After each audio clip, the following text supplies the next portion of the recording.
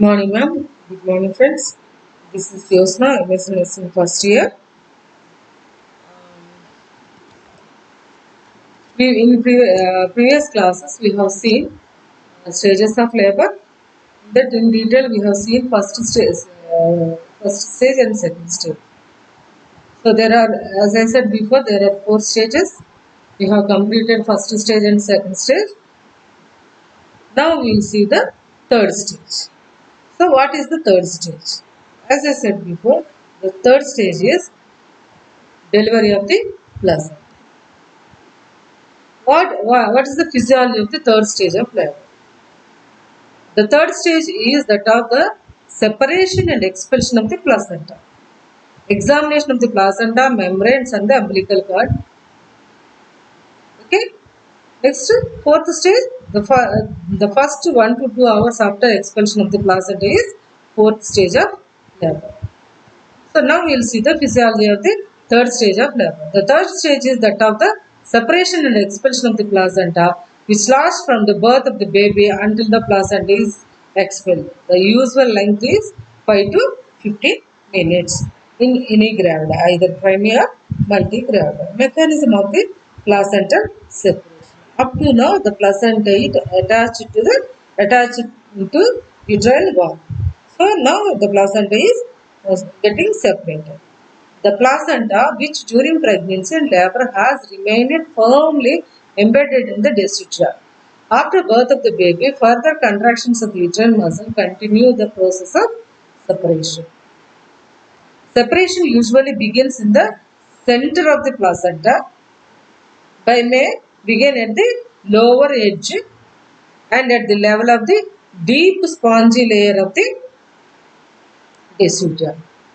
At the area of separation, the blood sinuses are torn across, causing an ounce or two of blood to collect between the maternal surface of the placenta and the deciduum basalis, the retroplacental clot or hematoma. That is called as retroplacental clot or hematoma.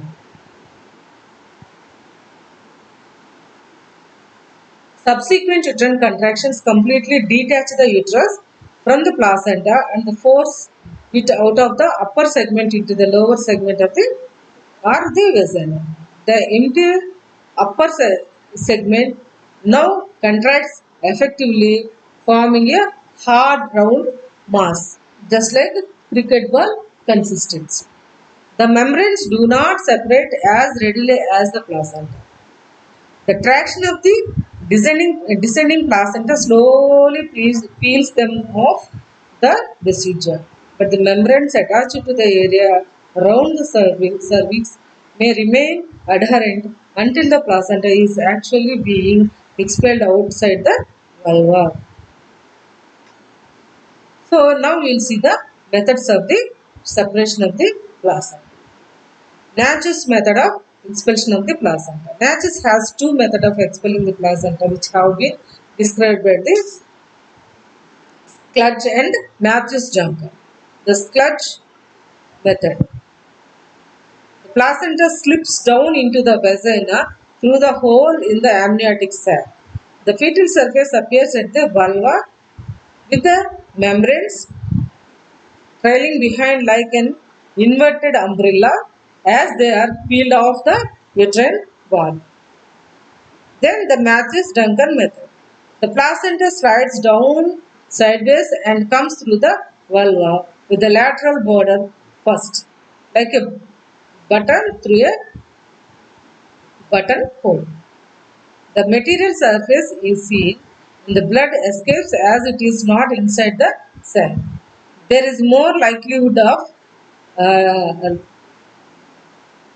ragged membranes with the Matthews-Duncan method as they are not peeled off as completely as in the Schludge method.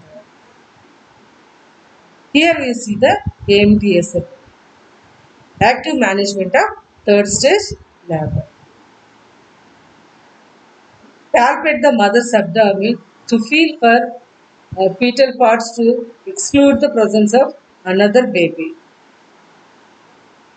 Next, administer uterotonic drugs. Give 10 units of oxytocin IM in the anterior lateral aspect of the woman's thigh, or give 600 micrograms misoprostol per rectum. Check for cord pulsation. Then delivery of the placenta by means of controlled cord traction. So when you have to attempt only when the uterus is contracted. Don't attempt when the uterus is flaccid or relaxed. Assure that the woman that delivering the placenta will not hurt because it is much smaller and softer than the baby. Clamp the maternal end of the umbilical cord close to the perineum with an artery clamp. Hold the clamp end with the one hand and place the other hand just above the symphysis pubis for counter traction on the uterus to prevent inversion of the uterus. As the placenta appears at the vaginal introitus, hold it with the both hands and twist it clockwise to deliver it complete and prevent tearing of the membrane. Gently keeps twisting placenta with membranes so that gets twisted into a rope and are expelled and slip out of the introitus intact and complete. Place the placenta in a tray. Then go for the uterine massage. Place the cupped arm on the uterine fundus and feel for the state of contraction. Massage the uterine fundus in a circular motion with the cupped arm. Estimate and record the amount of the blood loss. Examination of the lower vaginal and perineum. With the glove hand, gentle separation of the labia and inspect perineum and vagina for bleeding, laceration and tear. Clean the vulva and the perineum gently with the antiseptic solution and dry. Place a pad or clean some dried cloth on the perineum. Remove soil leaving. Examination. Now come to the examination of the placenta, membranes and the umbilical cord. Maternal surface of the placenta. Hold placenta in the palms of the hand in a flat maternal surface is facing up. Check for old lobules present and fit together. If any of the lobes missing, suspect that some left in uterine. Then fetal surface. Hold the umbilical cord and invert the umbrella. Look for the point of insertion of the cord. Point where it is inserted into the membranes and travel to the placenta. Next, membranes. Put on hand inside the membranes to open them with the and see for any wholeness or irregular edge other than the one from where the membranes ruptured and the baby came out. Place the membranes together like this. Make sure that they are complete. Then go for the umbilical cord.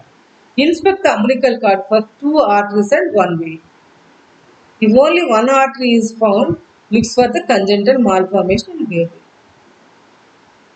So, how it appears on umbilical cord means moon shape. Okay? Like this, moon shape. 2 arteries and 1 vein. This is about the third stage. So, delivery of the placenta, examination of the placenta, examination of the umbilical cord. Okay, examine the pelvic floor for any tears. If there are tears, we will go for the repair. Okay. Next comes to the fourth stage. The first one to 2 hours after expulsion of the placenta is fourth stage of life. What are the nursing care? The vulva is swabbed and sterile pad placed in the position, buttocks dried and any wet linen removed. Cover the woman with a warm blanket. Note pulse and color of woman. Palpate uterus for the contractions and collect blood. Inspect the pads for the blood loss. Check temperature and blood pressure. Offer tea or milk, easily digestible food. Provide rest, quiet and warmth. Encourage to pass urine. Evaluation and inspection. Evaluation of the uterus. Inspection of the cervix. Any tears, repair. Perineal cleansing and positioning of the legs. Observing the vital signs. Palpate abdomen to assess and monitor uterine tone and size. Do uterine massage. Ensure continuous infusion of the oxytocin. Encourage early breastfeeding to promote endogenous oxytocin release. Assess the lower genital tract for bleeding. Repair episiotomy or any lacerations. Close observation every 15 minutes for next hour. This is about the fourth stage. Observation of the mother. Then observation of the baby is observe for the umbilical stump for any bleeding. Okay, already you have checked for any congenital malformations. So mother and baby are well. After 2 hours, you can shift the mother. This is about the fourth stage. Now we will see a small topic, that is various childbirth practices. The most common are vaginal birth, natural birth, scheduled cesarean, unplanned cesarean, VBAC. And vaginal birth after cesarean section. Vaginal birth after cesarean section. Next, scheduled induction. These are the various childbirth practices.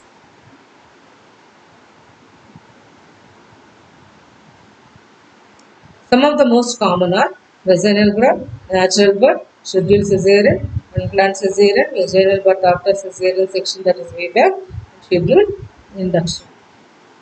Location: hospitals, traditionals, family-centered care, birth centers, and home. Some of the practices are water birth. Water birth is the process of giving birth in a tub of warm water. Some women choose to labor in the water and get out for delivery. Some women choose to labor in the water and get out for a delivery. Other women decide to stay in the water for the delivery as well. The theory behind water birth is that since the baby has already been in the amniotic fluid sac for 9 months, bringing into a similar environment is gentle for the baby and less stressful for the mother. Till now the baby is in utero in amniotic sac which contains amniotic fluid. Midwives and obstetricians believe that reducing the stress of labor and delivery will reduce the fetal complications. Water baths should always occur under the supervision of the qualified healthcare providers. Water bath process lasts for 15 minutes. So what are the benefits of water bath? Warm water is soothing, comfort and relaxing. In the later stage of the labor, the water has been shown to increase the woman's energy. The effect of buoyancy lessens a mother's body weight, allowing free movement and new position. Buoyancy is upthrust force fluid. This is an upward force which is increased by fluid when an object is immersed into the fluid. Okay, what are the benefits? Buoyancy promotes more efficient uterine contractions and improved blood circulation, resulting in better oxygenation of the uterine muscles, less pain for the mother, and the more oxygen for the baby. Immersion in water often helps lower high blood pressure caused by anxiety. The water seems to reduce stress-related hormones, allowing the mother body to produce endorphins, which serve pain inhibitors. Water causes the perineum to become more elastic and relaxed, reducing the incidence and severity of the tearing and need for an episiotomy and stitches. What are the disadvantages? Muscle cramps. May not able to measure blood loss. Okay, this is about the various methods of the